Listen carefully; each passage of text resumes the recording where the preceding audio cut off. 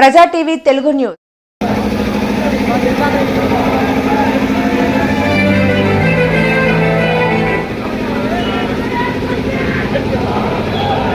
నినాదాలు ఉన్నాయి.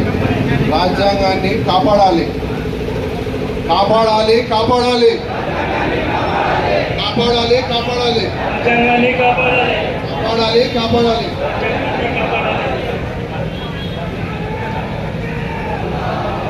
ఈరోజు భారతదేశం అంటేనే డెమోక్రసీకి ఒక ఉదాహరణగా నిలబడింది ప్రపంచంలో. అలాంటి భారతదేశంలో ఈరోజు డెమోక్రసీ ఎక్కడికి వెళ్తుంది? ఇన్ని రోజులు మనం ఇండియాలో ఎన్ని మతాలున్నా ఎన్ని కులాలున్నా కూడా కలిసిమెలిసిగా ఉన్నాం. ఈరోజు ఈ కూటమి ప్రభుత్వం వచ్చినాక ఈరోజు విభజించి పాలించాలనే ఉద్దేశంతో ఈరోజు ముస్లిమ్స్ భూములను కానీ ఈరోజు వక్ఫ్ బోర్డ్స్ని కూడా కొత్త చట్టాలు పెట్టి వాళ్ళని ఇబ్బంది పెట్టే పరిస్థితి వచ్చింది. గతంలో కూడా ప్రతి ఒక్కరూ చెప్పారు ఇటువంటి దానిలోకి మేము ఏదానికి కూడా సహకరించమని చెప్పి. ఈరోజు మన రాష్ట్రంలో ఉన్న తెలుగుదేశం ప్రభుత్వం కూడా ఇలాంటి కార్యక్రమాలకి సపోర్ట్ చేసి ఈరోజు బిల్ పాస్ అయ్యే విధంగా చేసింది. ముస్లిమ్స్కి చంద్రబాబు నాయుడు గారు కూడా ఎన్నో హామీలు ఇచ్చారు. మీకు ఎలాంటి ఇది జరిగినా కూడా మేము ముందుండి కాపాడాల్సిన బాధ్యత నేను తీసుకుంటానని.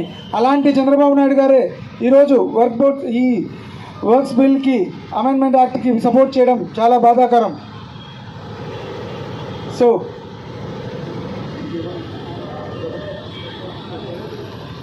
ఈరోజు కూడా వైఎస్ఆర్సీపీ పార్టీ కూడా ఈరోజు వర్క్ బోర్డ్ బిల్ మీద ఒక బిల్ వేయడం జరిగింది సుప్రీంకోర్టులో.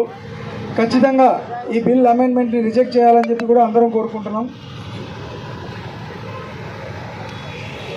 అందరూ వచ్చిన ప్రజలందరికీ నా హృదయపూర్వక నమస్కారం. అదేవిధంగా మనకు సహకరించే మీడియా మిత్రులకు, పోలీసు వారికి అందరికీ కూడా కృతజ్ఞత తెలియజేసుకుంటున్నాను. ఇప్పుడు మనమందరం కూడా కలిసి ఇక్కడ చేరడానికి కారణం ఏమంటే, ఇప్పుడు మన ఇటీవల కాలంలో పార్లమెంట్ సాక్షిగా పార్లమెంట్లో జరిగిన బిల్లు మీకు అందరికీ తెలిసే ఉంది. ఆ బిల్లుకు వచ్చేసి సుప్రీంకోర్టులో స్టే కేసు కూడా వేయడం జరిగింది. మొట్టమొదటిసారి మన రాహుల్ గాంధీ గారు దానికి స్టే కూడా వచ్చింది. మొత్తం 73 పిటిషన్లు కూడా అందరూ చేశారు. దాని ఆధారంగానే మనకు సుప్రీంకోర్టు స్టే ఇచ్చింది. ముఖ్యంగా గౌరవ సుప్రీంకోర్టు కూడా ధన్యవాదాలు తెలియజేసుకోవాలి. ఇదే విధంగా ఈరోజు బీజేపీ ప్రభుత్వం ఒక మతాల మధ్య చిచ్చుబట్టే రకంగా చేస్తూ వస్తూ ఉంది. అసలు ప్రజాస్వామ్యానికే వాళ్ళ దగ్గర చోటు లేదు, రాజ్యాంగానికి విలువ లేదు. ఎందుకంటే పార్లమెంట్లో వచ్చేసి 288 మంది ఈ బిల్లు కావాలని ఓటేస్తే 232 మంది వద్దని బిల్లు ఓటేశారు. ఓటేసినప్పుడు వాళ్ళకి మెజార్టీ 56 మాత్రం ఎక్స్ట్రా ఉన్నారు. అప్పుడప్పుడు మోడీ చెప్తుంటాడు చెప్పంచిక సీనా మేర ఉంటుంది మీకు. ఆ చెప్పంచిక సీనా కాబట్టి 56 ఓట్లతోనే ఆయన బిల్ పాస్ చేయడం జరిగింది. అందుకే మనకు సుప్రీంకోర్టు కూడా ఆచరించి దీనికి మోడీ చట్టానికి వ్యతిరేకంగా ఖచ్చితంగా మనకు తీర్పు ఇస్తుందని చెప్పి ఆశిస్తున్నాము. అదేవిధంగా ప్రతి ఇలాంటి సమస్యలు వచ్చినప్పుడు మనం అందరూ కూడా కలిసికట్టి పోరాటం చేస్తే మనమంటూ ఉన్నామని చెప్పి ఒక తెలుస్తుంది. లెక్క ప్రకారం చూసుకుంటే 280 మందికి ఒక్కొక్క ఎంపీకి వచ్చేసి 6 లక్షల ఓట్లు వస్తే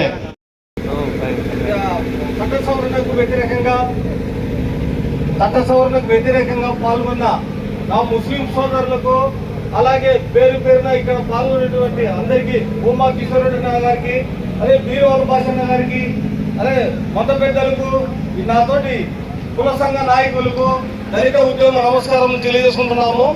అయితే భారత రాజ్యాంగ నిర్మాత డాక్టర్ బాబాసాహెబ్ అంబేద్కర్ గారు చెప్పినట్టు పోరాడితే పోయేదే ఉంది, బానిస సంఖ్యలు తప్ప అనే నినాదంతో ఈరోజు కథం తొక్కిన ఈ ముస్లిం సోదరులందరికీ నేను పేరు పేరున హృదయపూర్వక ధన్యవాదాలు తెలుపుకుంటున్నాను. అలాగే వక్ఫ్ బోర్డ్ అనేది చట్ట సవరణ అనేది భారత రాజ్యాంగ విరుద్ధం. ఇది ఎన్నో ఏళ్ళ ఉంటే ఈ మత ఆస్తులు అనేది ఒక మత సంబంధించిన వాళ్ళే పరిపాలించుకుంటూ దాన్ని డెవలప్మెంట్ కోసం వాడుకుంటున్నారు. అటువంటి దాన్ని ఈరోజు కార్పొరేట్ సంస్థలకు అప్పగించాలనే ఉద్దేశంతో ఈరోజు కేంద్ర ప్రభుత్వాలు, రాష్ట్ర ప్రభుత్వాలు కుట్రబడి ఈ మతకు సంబంధించిన ఆస్తులు స్వాధీనం చేసుకోవాలనే కుట్ర తప్ప ఈ మత సంస్థలకు ఏం చేయాలనేది ఏమి లేదు. ఎందుకంటే ఈరోజు భారతదేశంలో కానీ ఈ రాష్ట్రంలో కానీ లా అండ్ ఆర్డర్ ఎక్కడ లేదు. ఎక్కడ చూసినా దాడులు, బడుగు బలిగిన వర్గాల మీద దాడులు, అనేక మంది భూ కబ్జాలు, మంగళకాయలు, మటకాలు, వ్యభిచారం, సంపండు అన్ని జరుగుతున్నాయా, భారత రాజ్యాంగ విరుద్ధమైన పనులు జరుగుతున్నాయా, ఈ రోజు దాటి మీద ఏ ఒక్క ప్రభుత్వం దృష్టి పెట్టలేదు. ఓన్లీ ఈ పరిపాలన మీద ప్రజలు ఎక్కడ దీన్ని ఆలోచన చేస్తారని చెప్పి డైవర్ట్ చేసే విధంగా ఈ రోజు ఈ రాష్ట్ర ప్రభుత్వం కానీ కేంద్ర ప్రభుత్వం కానీ కుట్రపడి ఈ రోజు ఒక్కోటి చట్టాన్ని తీసుకొచ్చి ఈ ఒక్కోటి చట్ట సవరణ బిల్లును తీసుకొచ్చి పెట్టింది. ఇది ఇంపార్టెంట్ కాదు. ఆ తర్వాత ఇది ఒక్కోటి అయిన తర్వాత